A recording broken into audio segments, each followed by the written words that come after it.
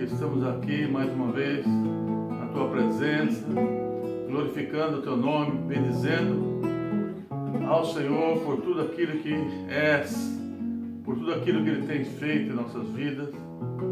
Agradecemos a Deus, Senhor, pelos Teus grandes feitos. Também adoramos ao Senhor por tudo aquilo que Ele é, porque Ele é santo, Ele é Senhor, Ele é Deus e poderoso. Ele fez os céus e a terra e todo o universo e tudo aquilo que neles há. Por isso nós adoramos a Ti, Senhor.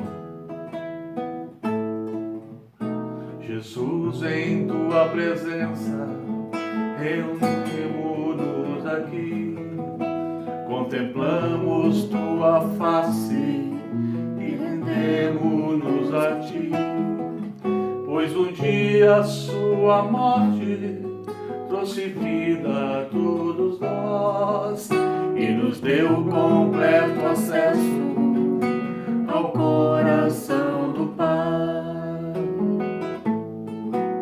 Jesus, em Tua presença, reunimos-nos aqui, contemplamos Tua face e rendemos-nos a Ti, pois um dia a Sua morte trouxe vida a todos nós e nos deu completo acesso ao coração do Pai.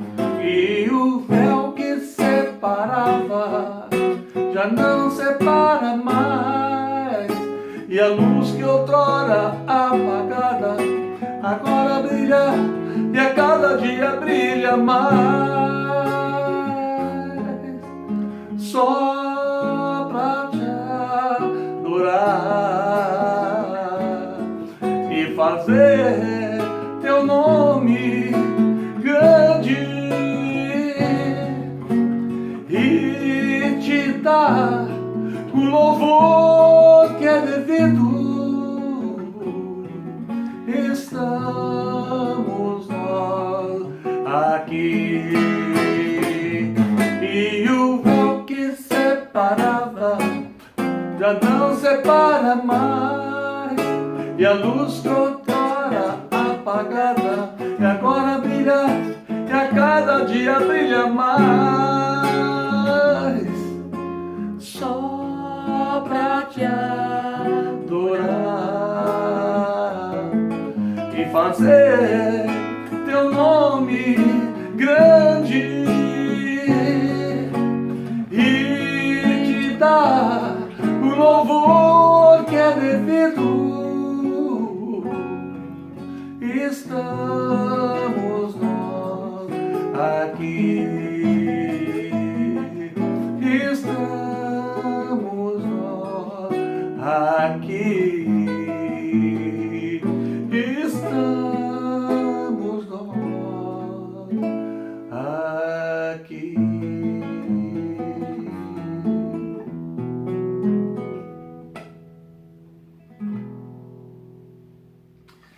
Boa noite, amados. Estamos aqui nesse domingo.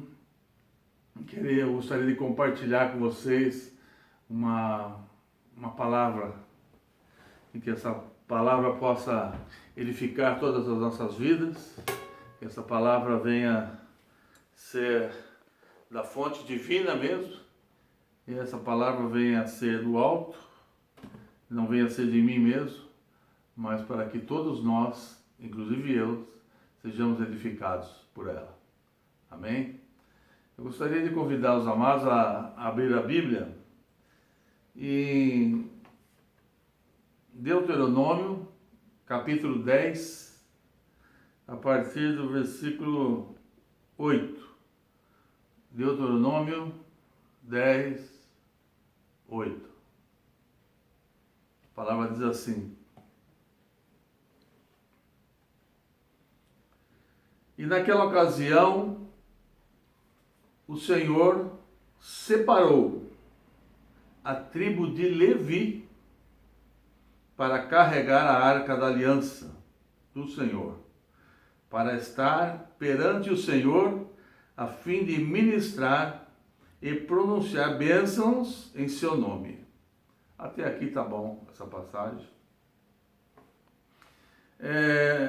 Nós vemos que Deus, ele dá instruções aos seus filhos. Deus, ele, na sua infinita bondade e misericórdia, antes que os seus filhos saiam quebrando a cabeça para lá e para cá, com suas próprias vontades, seus desejos, as suas intuições internas, né, do seu próprio eu, ele antes dá visão, ele dá instrução aos seus filhos. E todos aqueles que estão com a palavra de Deus em suas mentes e seus corações, têm o Espírito de Deus dentro de si, né? E o Espírito nos guia, o Espírito nos direciona aquilo que devemos fazer. Quando ele direciona, quando essa visão vem da parte de Deus, essa orientação do que fazer no dia a dia vem da parte de Deus, a responsabilidade por isso tudo é do próprio Deus. Você só tem que saber, crer e obedecer, né? Mas quando muitas vezes nós queremos fazer do nosso jeito, nós queremos tomar alguma atitude, uma posição, seguindo o nosso próprio impulso humano, impulso natural, essa responsabilidade, ela passa das mãos de Deus para as suas próprias mãos. Então, é importantíssimo nós estarmos sempre atentos ao que Deus fala no nosso coração, às visões que Ele nos dá, né? a instrução na sua palavra, como essa daqui. Deus instruiu aqui o povo de Israel que a arca da aliança deveria ser levada pelos levitas, pela tribo de Levi. Por isso mesmo que ela foi construída, né? Mas lá atrás você vai ver que acompanhando as leis, Deus mandou colocar argolas na arca, mandou fazer varas de acácia para que sejam colocadas naquelas argolas, a fim que aquela arca fosse levada nos ombros dos levitas. Essa visão de Deus para essa finalidade. Por exemplo, levar a arca, como se deve fazer? Deus deu uma instrução, Deus deu uma posição, levar a arca nos ombros dos levitas. Muitas vezes, no nosso dia a dia, nós temos ideias naturais, brilhantes, que vêm às vezes da nossa própria inteligência, e não da nossa sabedoria, mas da nossa inteligência. Inteligência é uma coisa do intelecto do homem. E às vezes nós, querendo agradar a Deus, né, nós providenciamos meios que achamos assim, esse meio é até melhor, vai agradar a Deus de forma diferente. Então eu não preciso seguir exatamente como Deus falou. Se eu seguir do meu jeitinho, Deus vai entender, Ele vai compreender e tal. Então eu gostaria que você continuasse comigo nesse raciocínio e abrir a sua Bíblia em 1 Crônicas, né, capítulo 13. Eu aguardo. 1 Crônicas, capítulo 13, a partir do versículo 7, diz assim: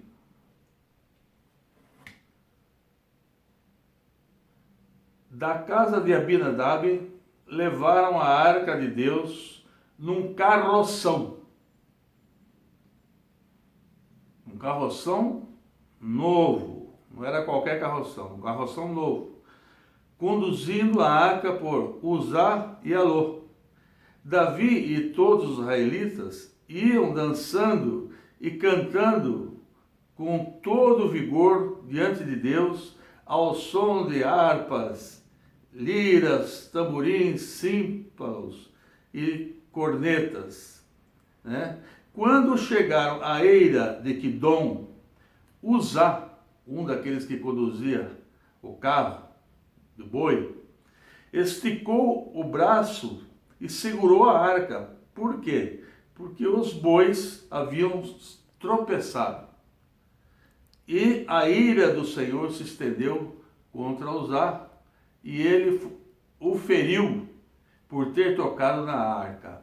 E Uzá morreu ali naquela mesma hora diante de Deus. Então, vocês vejam que Davi, com certeza, na sua inteligência, ele procurou um meio sofisticado de levar a arca de Abinadab para Jerusalém. E nesse meio de conduzir, ele providenciou um carro de boi muito novo, sofisticado, feito só para aquilo, só para aquela ocasião. Preparou uma banda de música, foram dançando e glorificando a Deus diante daquele feito de levar a arca para Jerusalém, que era onde deveria mesmo ficar a arca. No entanto, no meio do caminho, o boi tropeçou, Uzá, um daqueles que conduzia o carro, foi segurar a arca e ninguém poderia tocar na arca. Né? Então, aquela caravana parou ali naquele lugar, né? E ficou na casa de Obed-edom, e ali permaneceu até que em Jerusalém Davi consultasse os escribas, os escribas da lei, os homens da lei, que o instruíram de como deveria ser carregada a arca no ombro dos levitas. Então, se você correr um pouquinho o olho para frente, no capítulo 15 de 1 Crônicas, no capítulo 15, no comecinho do 15 dia, depois que Deus tinha construído, depois que Deus tinha construído casas para si, na cidade de Davi, ele preparou um lugar para a arca de Deus e armou uma tenda para ela. Então Davi disse: somente os levitas poderão carregar a arca. E foram, depois para isso o Senhor os escolheu e para ficarem para sempre no serviço do Senhor. Então Davi pegou, né, os levitas, foi até a casa de Obed-edom e trouxe então a arca, veio de forma esplêndida até Jerusalém e ficou em Jerusalém. Então, que lição nós tiramos disso, meus amados? Nós não devemos seguir a nossa própria visão, nosso próprio intelecto. Nós fomos criados por Deus para um propósito. Cada um de nós fomos criados para um propósito específico. E Deus tem responsabilidade nas nossas vidas. Quando nós estamos debaixo da sua lei, debaixo do seu mandamento, debaixo da sua orientação, debaixo da sua visão. Então, eu conclamo aos queridos e amados irmãos que sempre estejam atentos, meditando na palavra, orando a Deus, consultando ao Senhor para tudo aquilo que forem fazer. E Ele vai dar a visão. A palavra é rica em orientações para nossas vidas. E quando nós fazemos assim, conforme, ainda que possa parecer estranho para a gente, quando nós seguimos a orientação de Deus, a responsabilidade é de Deus e não nós. Então, a felicidade vai ser sempre para a gente.